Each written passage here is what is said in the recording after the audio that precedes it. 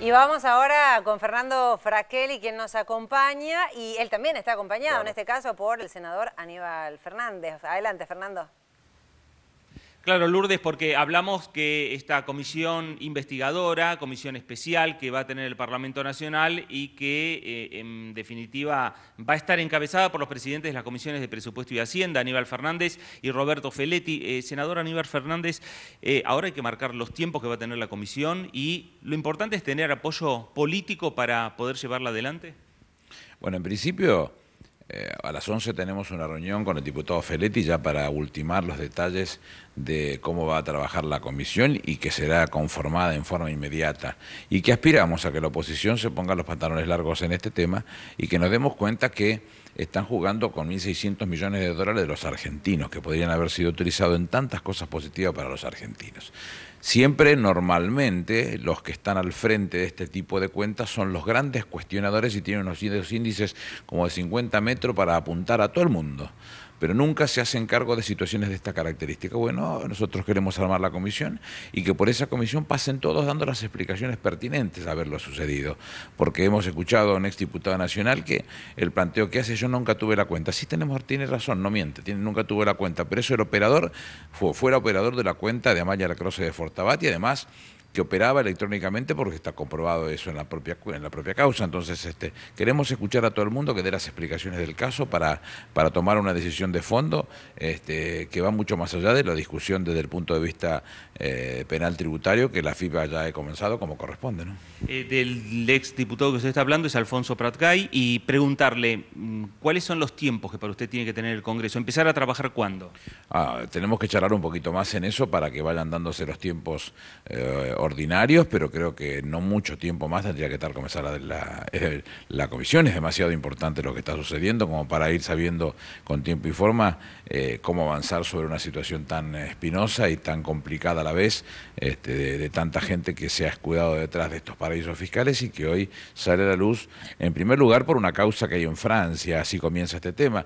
Nosotros desde el 80 tenemos convenio con Francia de doble imposición y evasión y análisis de este tipo de información específica y que fue entregada en un CD encriptado por parte del propio gobierno francés, de la FIP francesa, para hacerla más fácil, fruto de esta causa de dos jueces franceses que vienen siguiendo el sistema de generar empresas offshore para colocar en determinados paraísos fiscales el dinero de los sueldos de determinados funcionarios privados o públicos franceses, en los cuales se dilucidó la maraña y la maraña muestra que hay muchísima gente que está en las mismas condiciones y aparecen los argentinos que estaban haciendo situaciones idénticas y que nunca pagaron un centavo de impuesto a los argentinos. Entonces llega el momento donde tienen que ponerse las cosas arriba de la mesa y hablar con claridad.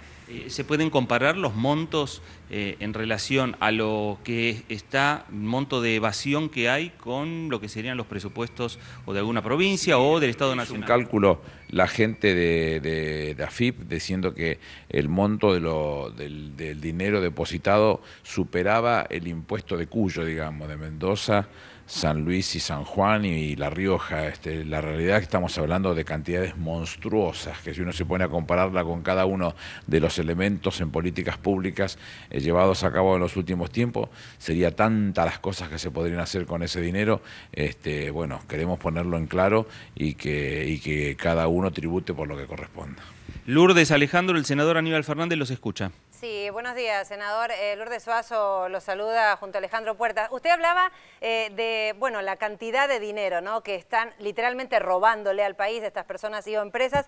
Aprovechando ayer el Día Mundial de Lucha contra el SIDA, el ministro de Salud recordó que con ese dinero se podrían garantizar, por ejemplo, 70 años de tratamiento para los enfermos de HIV. Ahora, ¿cuál es el objetivo de la comisión? Por ejemplo, ¿van a citar a personas y a titulares de las compañías para que den explicaciones? ¿Cómo se pretende trabajar en ese sentido? Buen día. Todas las atribuciones que pueda tener una aplicación de esta característica hay que utilizarlas y ponerla en beneficio del análisis, porque por el Congreso deberán pasar análisis importantes como el de la deuda. Siempre se quejaron de que la deuda era ilegítima y no se tenía en cuenta un análisis de esta característica. Nosotros creamos una comisión en función del pago soberano para estudiar la deuda y nadie la quiere integrar, esa comisión de la deuda. Bueno, ahora estamos trabajando con este tema, pero le vamos a dar una noticia que no les va a agradar a muchos, porque si no quieren integrarla a la oposición, la vamos a integrar nosotros. Vamos a comenzar sí o sí con ese análisis para que den las explicaciones en el Congreso todos aquellos que aparecen en estas cuentas y que tienen que ver con evasión lisa y llana, al cumplir con su responsabilidad tributaria por estar depositados dineros fuera del país. No hablamos del caso de aquel que pueda tener una cuenta en el exterior, que no es ilegal tener una cuenta en el exterior, reconocida ante la AFIP y pagando lo que le corresponde. Lo que sucede es que todas estas cuentas, o la inmensa mayoría de estas cuentas, son cuentas que no son reconocidas por la AFIP, sino precisamente lo que hacen es correr el dinero para depositarlo en el exterior y dejarlo en un lugar donde la AFIP no le alcance. Bueno, una mala noticia, la AFIP debe ser de una de las organizaciones federales de recaudación de impuestos del mundo más importante en términos de base de datos, porque todos los días avanza sobre la firma de un determinado país nuevo. Es más, con Suiza ya tenemos firmado el convenio y ya está aprobado por la legislación argentina. Falta que se cumpla la contraparte en Suiza para que esto se perfeccione y comience a pasar la información directamente entre Argentina y Suiza. Quiere decir que estamos funcionando en las mejores maneras. Habiendo una causa de esta característica respecto del banco, el HSBC en la Argentina, el HSBC en Francia, el HSBC en Nueva York, bueno, estamos teniendo entonces más que elementos para poder actuar ahora y no esperar a sacar conclusiones cuando ya estemos entrelazados para el cambio de base de datos, ¿no? Senador, lo llevo a otro terreno también delicado, y no se lo pregunto tanto como senador ni como un hombre que ha ocupado diferentes lugares en el Gabinete Nacional, sino como un hombre de la política de la provincia de Buenos Aires, del conurbano, y nos tenemos que meter, estamos llegando, ya comenzamos el mes de diciembre, un mes delicado, ¿no? Y las amenazas recurrentes de posibles saqueos, por un lado, y por el otro también las amenazas de paros nacionales por parte de la CGT de Moyano. ¿Cómo ve usted este mes que ha comenzado? Son dos cosas distintas. Las amenazas desde el punto de vista sindical tienen que ver con un gesto de la política más que con una realidad del país. Y los efectos que puedan cumplirse en términos de lo que pueda suceder por alguna situación social en la Argentina no existe esa razón de ser. Yo era ministro de Trabajo, perdón por la autorreferencia, en el año 2000-2001, en el desaguisado de la Alianza que terminó casi con 150 años de construcción política en la Argentina y hablaba permanentemente con los grupos y uno veía que en los saqueos, algunos de los que habían saqueado después ponían la cara ante la cámara y decían, tengo a mi hijo que no se va a acostar sin comer y yo voy a hacer cualquier cosa para que eso no suceda porque la situación era terrible. Hoy no existe ninguna de esas situaciones y hay ventanillas para resolver los problemas de cualquier característica. Quiere decir que si hubiera algún tipo de complicación social es porque es provocada. Entonces hay que buscar al que lo genera y a la autoridad, al autor intelectual y sancionarlos, pero sin piedad, sin ningún tipo de temblar la mano para que estas cosas nos garanticen a los argentinos que podemos vivir tranquilamente sin ningún tipo de complicaciones. Me imagino que las autoridades de seguridad estarán trabajando en tal sentido para evitar que aparezcan estos vivos de siempre, o vivos o sinvergüenzas, como le quiera llamar, generando ese tipo de situaciones no deseadas, esto es sobre pretexto de que eso saque una ventaja politiquera. Con los argentinos no se debe jugar, y mucho menos con la paz de los argentinos, con lo cual, insisto, creo que hay que estarle prestando la atención. Si hay alguno que hace algún movimiento, sancionar al que hizo el movimiento, y en segundo lugar, sancionar al actor intelectual, que es el más importante, el mugriento que normalmente hace de estas cosas una manera de actuar, sobre pretexto de empararlas en ventajas de la política partidaria y que no tiene nada que ver con eso. Senador, aprovecho también este contacto porque el día de hoy se va a tratar en asuntos constitucionales, allí en el Senado, el proyecto para adelantar la implementación del Código Civil y Comercial. Recordemos, para ponerlo en marcha incluso unos meses antes de lo previsto, que era enero de 2016. Pero hay algunos sectores que ya dijeron que están en contra. Cuéntenos cuáles son los puntos que se busca para adelantar la puesta en práctica. A ver si podemos ser lo más simple posible. Sí. El proyecto es un proyecto del senador Pichetto y de quien les habla. Nosotros, si tomamos el análisis de la historia, Vélez Sarsfield comienza a trabajar por instrucciones del presidente Mitre en 1863 y culmina el Código Civil en 1869. Y él iba entregando título por título a una élite que era la que conocía de derecho y que en definitiva era la que creía que representaba los intereses de ese país, porque el gaucho estaba fuera de ese, nunca estuvo formando parte de ese Código Civil, no tenía nada que hacer en ese lugar. Pasaron 140 años y en 140 años, donde están todos comprendidos en este Código Civil, hay muchísimos derechos que tienen que ver con el reconocimiento de la identidad, el reconocimiento de la persona, el reconocimiento del menor, el reconocimiento de del instituto ayornado, como es el caso del matrimonio, situaciones que hacen al reconocimiento real de derecho intrínseco a la persona que tendrían que ponerse en práctica cuanto antes. Bueno, si nosotros creemos que en aquel momento que se dio casi un año y pico también para poder cumplir en 1869, casi para comenzar el 1 de enero de 1871, bueno, creemos que después de 140 años hemos avanzado lo suficiente como para que todas las instituciones, no ha habido colegio de abogados, no ha habido entidad interesada en el tema que no vinieran y que hablaran como eruditos de la situación, porque lo han analizado, lo miraron y lo cuestionaron de todas las formas para que todas las modificaciones que pudieran, más de 320 y pico de modificaciones, se introdujeran y perfeccionaran de la mejor manera ese Código Civil.